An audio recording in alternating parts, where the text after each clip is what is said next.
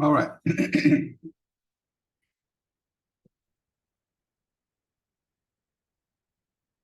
All right. Here we are again, moving forward. Lesson 10, pleasing personality. No connections, no introductions, no preludes. Let's just get into it. Employers are always on the lookout for a man who does a better job of any sort than is customary, whether it be wrapping a package, writing a letter, or closing a sale, right? And again, it says man, but let's modernize it, person, right? And that's true. Some of the points made in the chapters, the lessons, may be kind of obvious, but a lot of people don't think of the obvious, as common sense is not common. It should just be sense, or uncommon sense. To have sense is uncommon. To have good sense, not just sense. To have good sense, considerably solid sense, or greater, right? Not common. What is an attractive personality? Definitions, okay?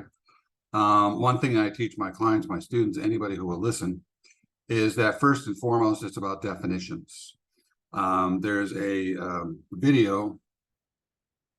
I don't know if I've attached it to any of the lessons, but Neil deGrasse Tyson, he's a scientist. You've probably seen him on television in various capacities, in various roles. And he's asked one time, he's at some type of presentation, I don't know what it is, but it's got his name, so I'm guessing it's his name and picture of face up on the big screen.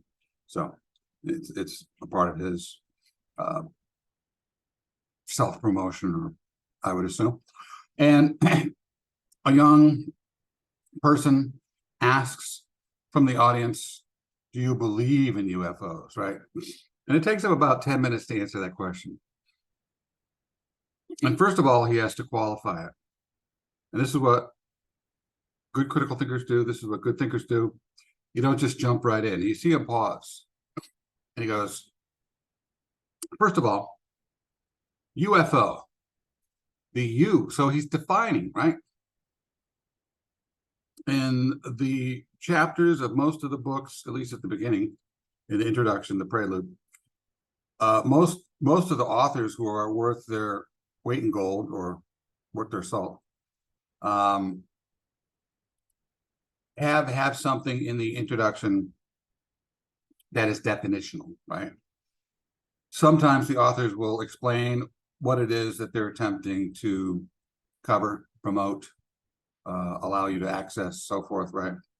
And then they might say, well, this is what I'm going to be doing in this book or whatever. And, if this is not for you, then you probably don't want to buy the book or put the book down, or maybe look at it later, right? So it's best to always have, for yourself and for the end user, that would be anybody who's using or buying your product, service, intellectual property, that they know what's going on. So you set definitional boundaries, right? Just like at the beginning, when you marry someone, definitionally, what do you want out of a partner, out of a family, out of your future, right? Definitionally, what do you want out of yourself? Who are you?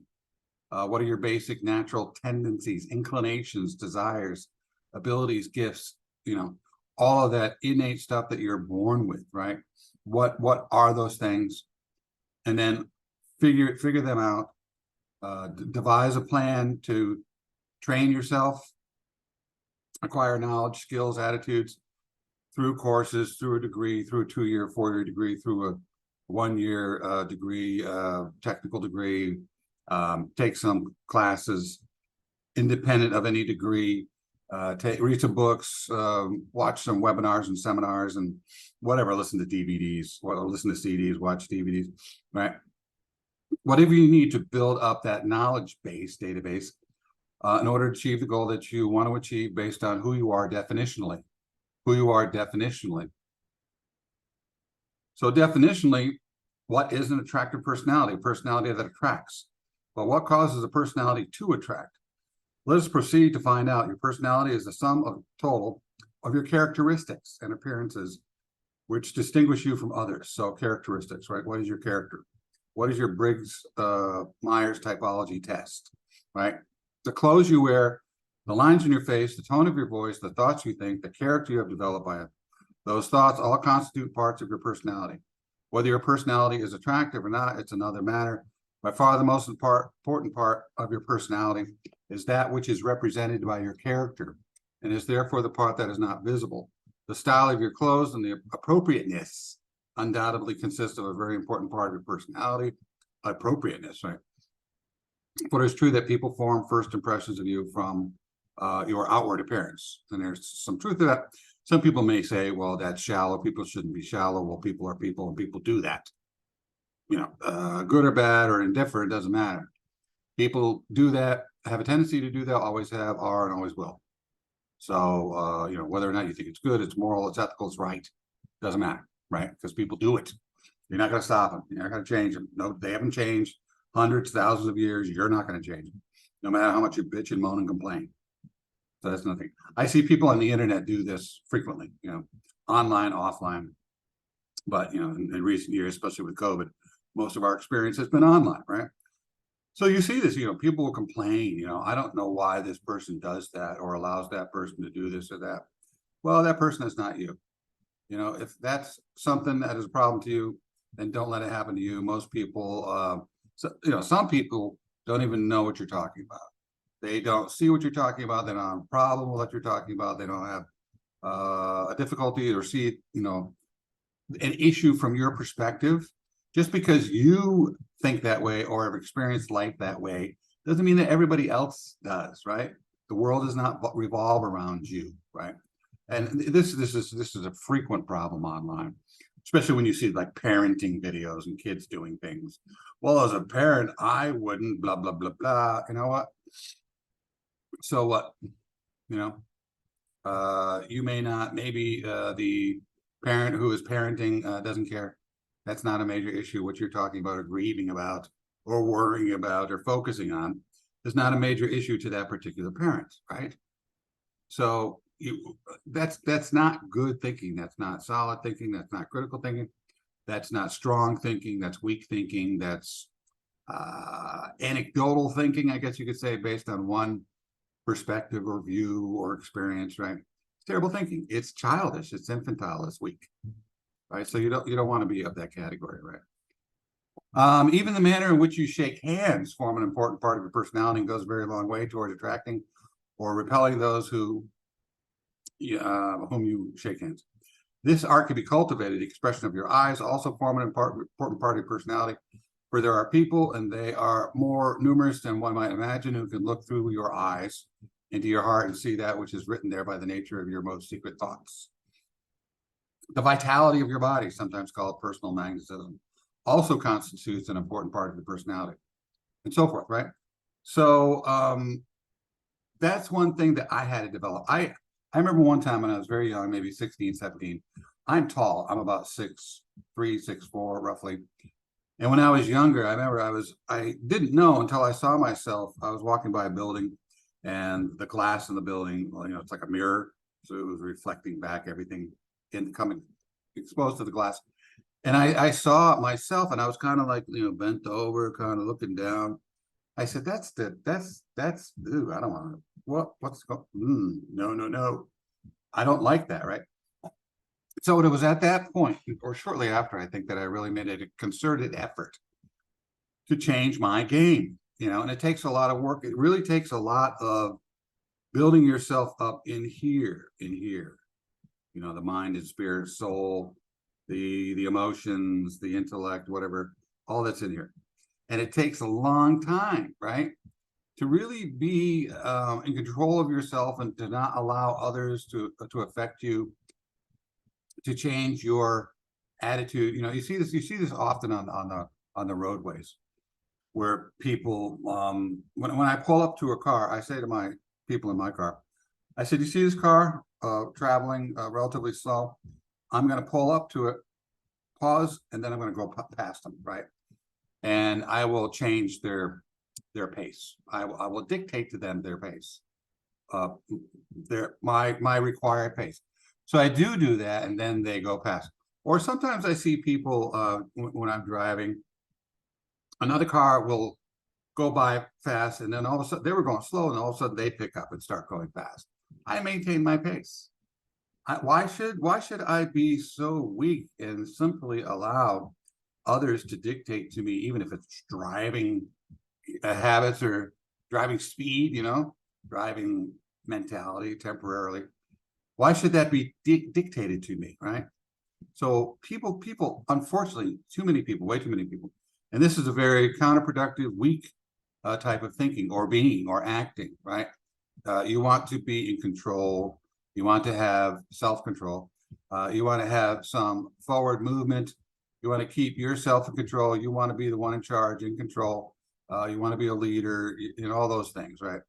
All those things, whether you're in a family or at a workplace of work, in your community, wherever it is, right? All those things come into play, and it's very important to make sure that you're doing what you're doing, right? At the very bottom there, he says, I have shaken hands with many thousands of people during my public career, but I do not recall having ever done so with anyone who understood the art of doing it as well as this old lady did. So he's talking about a particular example here. You can read that, of course, page 7. Chapter 10, the moment she touched my hand, I could feel myself slipping, and I knew that whatever it was that she had come, I knew that whatever it was that she had come after, she would go away with it, and then I would aid and abet her all I could toward the end. In other words, that penetrating smile and that warm handshake had disarmed me and made me a willing victim. At a single stroke, this old lady had shorn me of my false shell into which I crawl when salesmen come out around selling or trying to sell that which I do not want. To go back to an expression which you found quite frequently in previous lessons of this course, this gentle visitor had neutralized my mind and made me want to listen, right? So there are people who have, sometimes they have a real natural, strong personality, and that can influence people. And sometimes they don't. Sometimes they're just very honest and sincere and very open, like this lady, it seems like this lady was, right? And just that presence, just a handshake, a look, a smile, can really disarm people or change people's mentality or perspective on things, right? And that's okay. I'm not saying you have to be in control of every situation. If somebody comes up to you and is very kind and you kind of melt at the kindness, go with it. And if somebody comes up and slaps you in the head, I hope you do something about that too, right? But I'm talking about in general encounters, right? Not in the exceptions, but in general encounters. Look at this bottom statement here. I just came here to tell you what seemed to me to be a long pause, that I think you are doing the most wonderful work of any man in the world today, right? Let me go back. Every word was emphasized with a gentle, though firm squeeze of my hand, and she was looking through my eyes and into my heart as she spoke. After I regained consciousness, for it to become a standing joke among my assistants at the office that I fainted dead away, I reached down and unlocked the little secret latch that fastened the gate and said, come right in, dear lady, come right into my private office, right? So there are people, and this was an intimate moment, and it's probably an intimate setting. It's not out in the street, it's not in the public, it's not in the middle of an auditorium, right? So also the environment or the place or the conditions dictate the way you're going to respond. If that happened in a crowded room or an auditorium where there's a lot of noise, it probably would have had a different effect, right? So, I mean, people can affect you, and you can affect people. And it's not about, not wanting to be controlled all the time, or wanting to control other people, or to be in absolute abject control all the time. But you want to be able to assert or maintain a certain level of control, especially if you're out driving, and if you allow people on the road to dictate to you. And that's why people get into traffic cussing or fighting, altercations, or even altercations in off the road in private settings, public settings. So there needs to be a good amount of control, and I've been able to do that through concerted, conscious through a concerted, meaning focused, like concert, right? Through a concerted, conscious, aware effort, right? You really have to become aware, self-aware, not self-aware in a sense of, oh no, what am I saying now? What are people thinking now? What am I doing? What are people thinking? Not that, because I generally don't care what people think. I generally know who I am, what I'm trying to do, and I know I'm a pretty considerably solid character, so I'm not going to worry too much about that. And I'm not out to manipulate or lie or manage people or control people or get one by them, or any of that garbage. So that makes me very comfortable with myself. I'm very honest and very straightforward. As some of my clients or students have said, Professor Brown or Mr. Brown or whatever they call me, as long as they don't call me late for dinner. Okay, I said it. Mr. Brown, Professor Brown, you're one of the most real people I know. So you want to be real. You want to be authentic. You don't want to be fake, right? And that's sometimes easier said than done, right? That type of thing. And then this example seems to be going on for we are all human. That's true. And we are all more or less vain. That's true.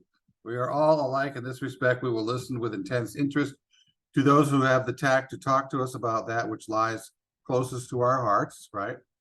That's why people of certain groups, if I'm of a particular political party or of a particular religious group or of a particular age or a particular liking or appreciation of certain music, blah, blah, blah. If those people are in my group or I'm in their group, usually we go, oh, and we pause and there's a connection. But, the thing is to be able to connect to people when there aren't commonalities like that. Just like it said that oftentimes it's easy to love people who love us, but to love people who don't love us, that's the real challenge, right? Why you would want to do that? Well, that's another lesson, another story, right? Anyways, and then out of a sense of reciprocity, reciprocate, to give back or to do to them that they do to me. We will also listen with interest when the speaker finally switches the conversation to the subject, which lies closest to his or her heart. And at the end, we will not only sign on the dotted line, but we will say, what a wonderful personality. Oh, you love the such and such party. You're of this party. Oh, you seem to be a wonderful person. You're of the opposing party. I just know right off the bat, right off the top of my head, I don't like you because I don't like people of that party. I don't like people who are religious or of that particular religion. And that's biased. That's very closed-minded. It's very infantile. That's very selfish. It's very childish, small-minded. You don't want to be any of those things. You want to be of a mature mind, an adult mind. And I'm not saying you always have to act like an adult. I fool around a lot with my kids and act really silly and stupid, but I'm talking in the more serious moments of life, right? That's always important that you do that stuff. Let's see. The stars, I want to know how I did it. Finally, now he's going through several more. Think of that. You present the matter so differently. I would rather begin at the bottom and climb to the top than to start at the top and have to remain there. That's true. Oftentimes, the most difficult thing to do is to start out at the top and remain there. Because as you're working your way up, you're learning about yourself, you're building yourself up, you're acquiring strength and sensitivity and knowledge and insight and learning things, as you're going up, as you're growing, as you're maturing, as you're achieving, as you're going from bottom to top, right? You start off here, born into riches, born into talent, born into whatever, right? The political family, your father was a president, his father was a president, your grandfather was a president, and then you become a president, So that's a little more difficult to achieve and maintain, rather than because you see when you're going from bottom to top, you're seeing a much wider array of experience and understanding of things than the people who just start out here don't ever see, right? So it's actually an advantage. People might think that's kind of weird, but that's actually an advantage. Okay. Let's see. We look at this is the second to last paragraph. We look at a successful man in the hour of his triumph and wonder how he did it. But we overlook the importance of analyzing his methods, and we forget the price he had to pay in careful, well-organized preparations, which had to be made before he could reap the fruits of his efforts. Throughout this course on the law of success, you will not find a single new principle. Every one of them is old as civilization itself, right? And I've talked about this before. There's nothing new under the sun, right? Every thought and condition and habit and reaction or action taken by human beings has been done before thousands, tens of thousands, hundreds of thousands, millions of times before, right?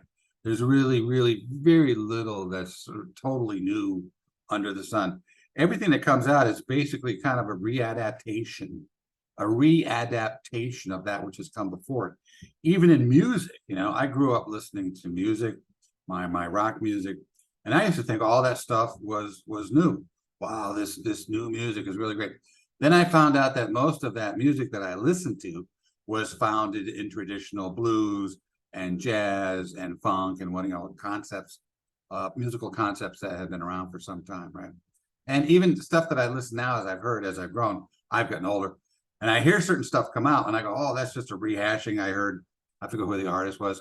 I go, oh, that's just a rehashing of James Brown, or that's just a rehashing of Michael Jackson. That's just a rehashing of this, rehashing of that, right? Those types of things. Nothing new under the sun. Let's see. At the very bottom there, not the very bottom, second to last paragraph, you've got it emphasized with some, looks like a dots above and below it. Perhaps you observed, and if you have not, I wish you to do so, that this lesson emphasizes at length the importance of making your business to take a keen interest in other people and in their work, business or profession. This emphasis was by no means an accident, right? So how do you have a pleasing personality? It's not really about, that's actually kind of deceptive, because it's not just about you and your personality. Your personality is important, sure, but it's really about the other person. Just like when you go for a job, it's not about you. You don't go in there and go, I'm the greatest employee you could ever have. Look at me, look at my knowledge, look at my experience, look how I think on my feet, how I do, They don't care. All they care about, I want to say all they care about, what they mostly care about, probably 80, 90%, is what can you do for them, right? And then, if you're an actor or actress, it's not so much about, you gaining praise and people looking at you and go, well, you're amazing, look at the way you did this. You will get some praise. But the best actors are the ones that lose themselves, right? I remember seeing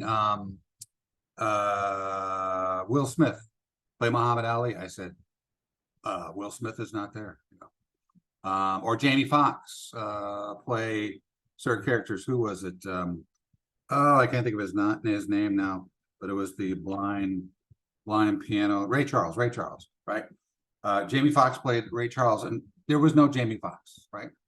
So you lose yourself. Just like as a writer, when you write a book, it's not about you. It's about what you're able to get across or give the reader, right? So pleasing personality is, you got to have something here going on, some character, some chutzpah, maybe you got a good sense of humor, you've got some knowledge and wisdom, blah, blah, blah. But that's only a portion. I don't know if it's half, but maybe about half, we'll say roughly. And then the other half, just equally as important, if not more important, is you interacting with the other person and, being aware of that there's another person there, and asking questions and paying attention to what they're saying and allowing time to listen, not just, I know I talk a lot, but when I'm not talking, when I'm not teaching, I'm not lecturing, I'm very quiet. Especially the more appropriate the moment is to be quiet, the more quiet I will be, right? That type of thing. Idea number 1, the World War has deprived Germany of her enormous trade. I was just working with my son on his summer course, going over World War II. World War deprived Germany of her enormous trade in toys. This is a whole example. I don't want to go through this. We'll spend $1 million, toys. So this is a whole example that you can read through. Again, I told you I'm not going to read the developmental stuff or the evidence. You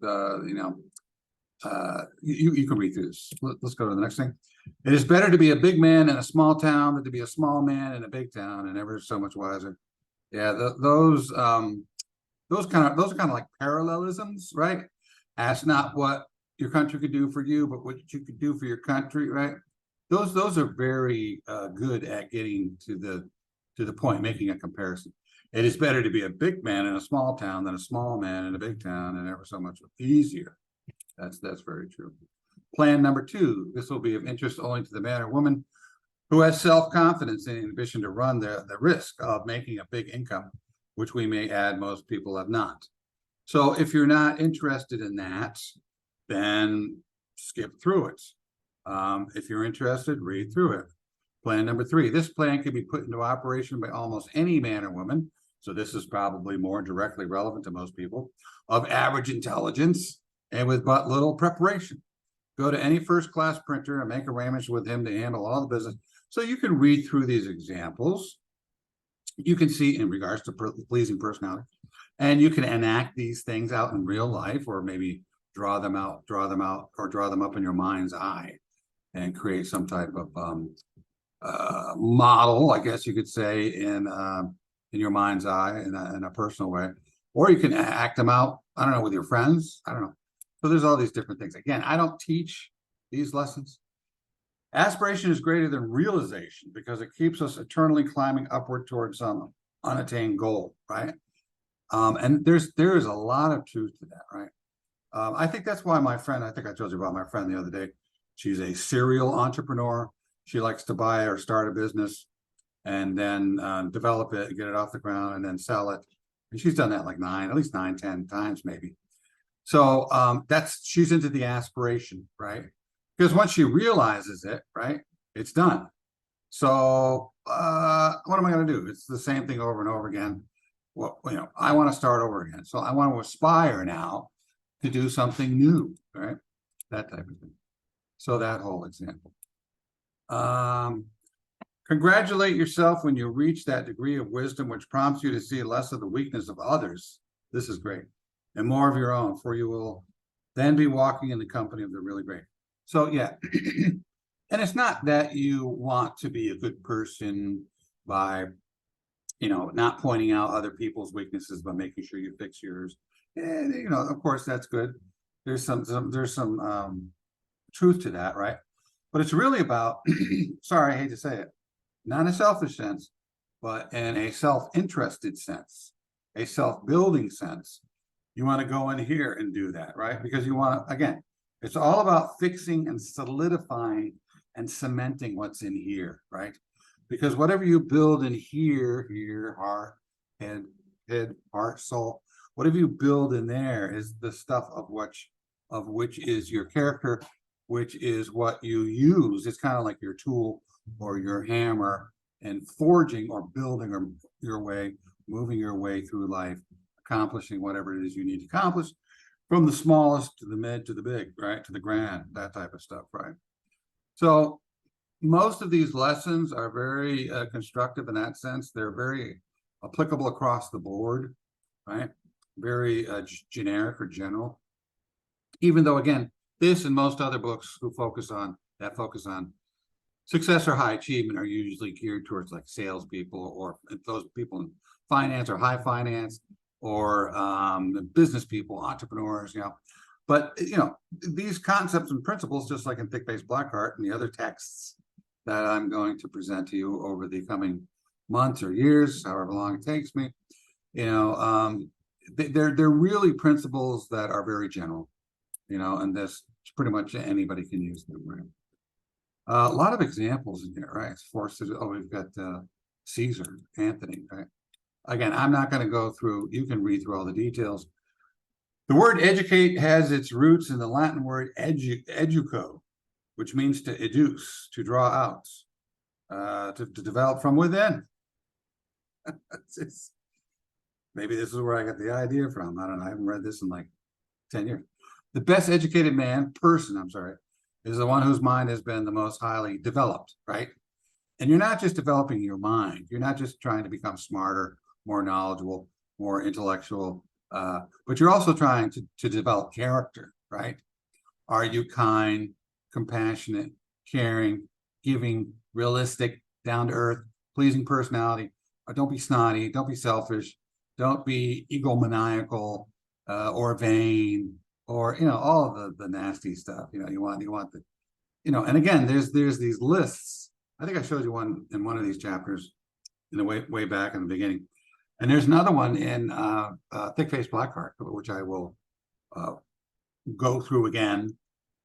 It's much shorter than this book. This is a behemoth. It's massive. Again, I'm not going to go through all the details. Go back to the lesson. Okay, here, let's do this. Go back to the lesson on initiative and leadership and read it again. And as you read, compare the psychology of it with that of Mark Antony's speech, which you can read on your own. Observe how the you and not I attitude toward others, right, was emphasized. Observe, if you please, how the same point is emphasized throughout the course, especially in lessons. The first thing I did, the reason why I got into this coaching is because I said, I'm teaching. I just started teaching maybe 22, 23 years ago, maybe even more, but we'll say 23. And I got to the point where I said, you know what, am I really giving my students anything of merit? Any good stuff? Something meaty that they can use and benefit by? And I said, not really. And I said, how should I approach helping them? And I thought they're kind of young. They really don't have much knowledge or experience. And there's a lot of knowledge and experience and mostly trouble. Older people aren't necessarily smarter. They've just been through more crap, right? And hopefully if you've learned, then you can help. If you haven't learned and you've remained ignorant, then it's not going to go well for you or anybody. But anyways, and I realized, I said, you know what? I'm going to try to make it as general as possible. And I thought, how can I help the most people?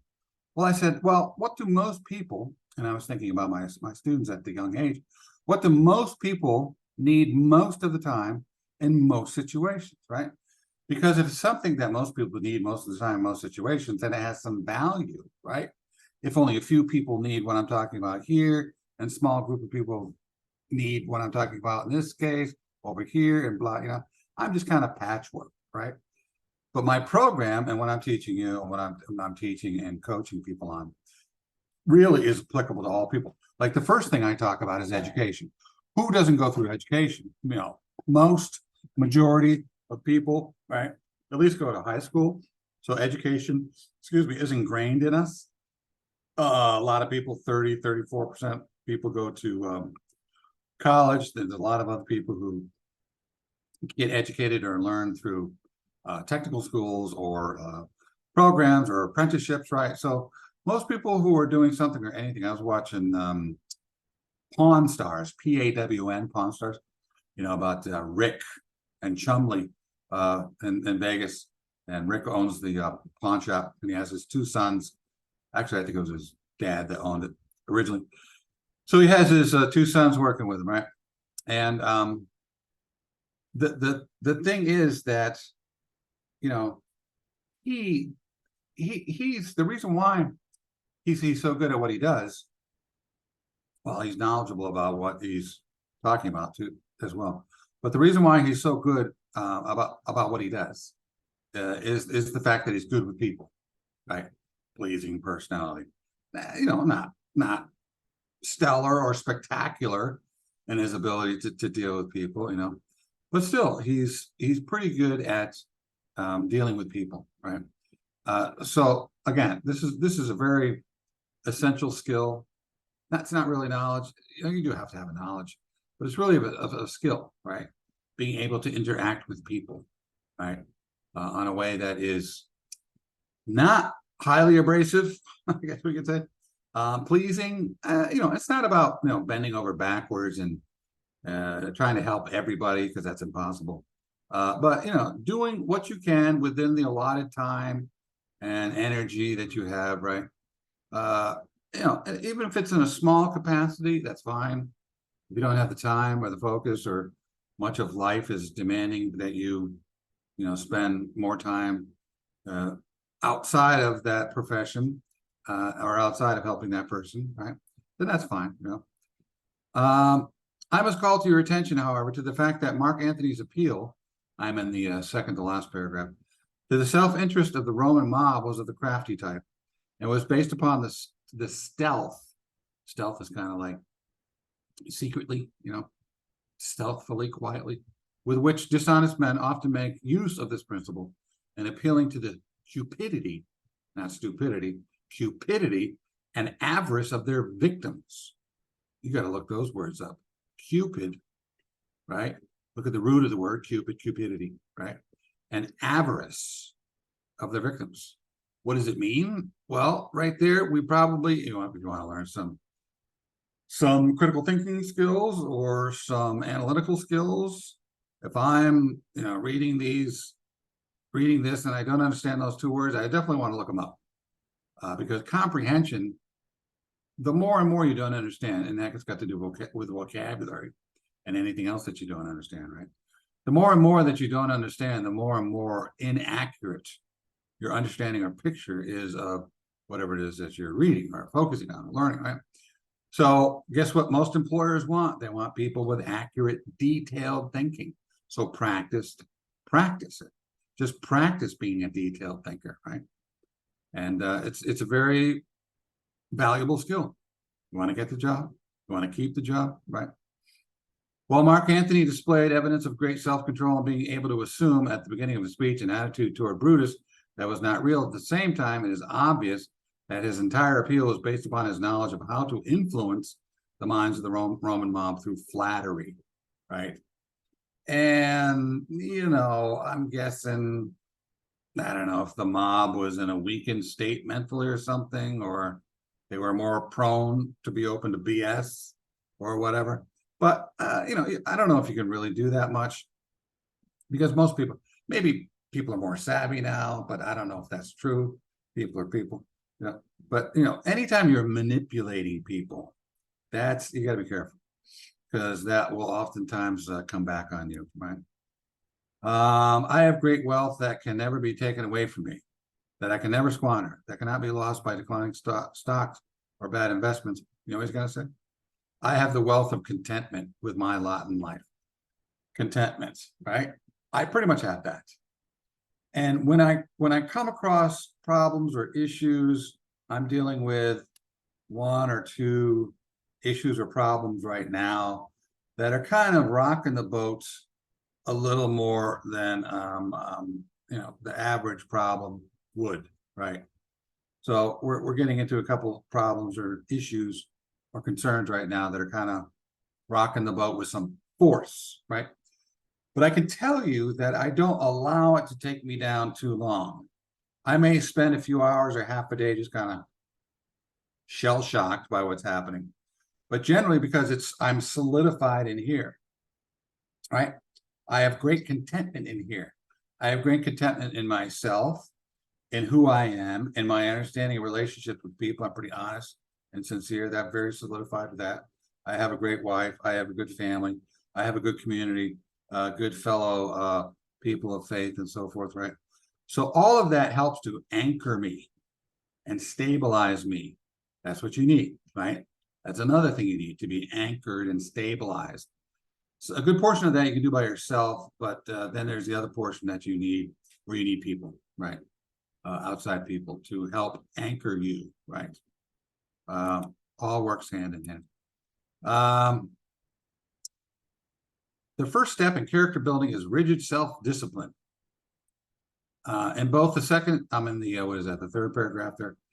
And both the second and eighth lessons of this course, you will find the formula through which you may shape your character after any pattern that you choose. But I repeat it here, as it is based upon a principle that will bear much repetition as follows. All right. So again, for self-control, this is page 48. You can read through this in considerable detail. We've already gone over this a little bit in lesson 2, right? So I don't want to go bore you or rehash this or step on too many toes of people who already know this and know this well, right? And that's not the purpose or the intent of my doing these videos. It's really about just trying to get an overview, right? And again, I'm going to go much deeper into this kind of stuff, success habits and concepts, when I go into my book, right? In my text and my material. All right, do we have more? This is another good point. Third paragraph, study the outstanding figures of the past in politics and statesmanship, in any category really, and observe that the most successful ones were those who were noted for their ability to speak with force and conviction, right? I notice sometimes that when certain people speak, you notice I'm speaking with a full voice, right? I notice sometimes when people speak, they kind of speak like this. They kind of,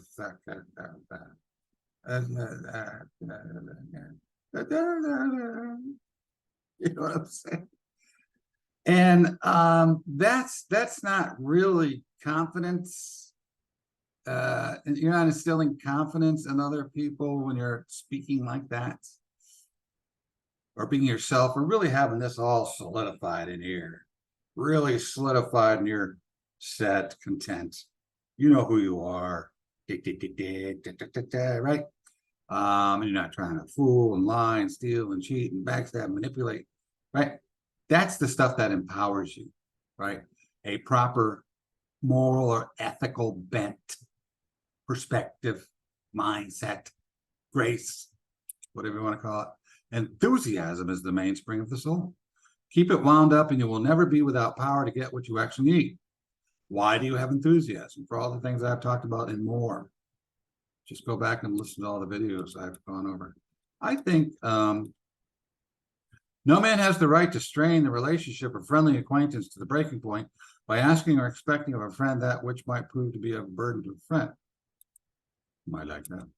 I think we're pretty much done. The next one is lesson 11.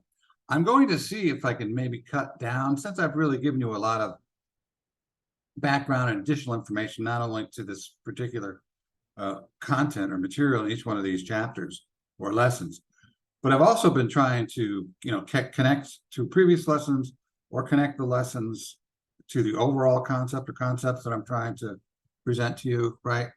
So what I'm going to try to do now is kind of maybe try to speed it up a little bit. I think I saved a little time on this one, right? So we've got 11, 12, 13, 14, 15, 16, right? 6 more to go. So that's it, my friends. Until next time, adieu.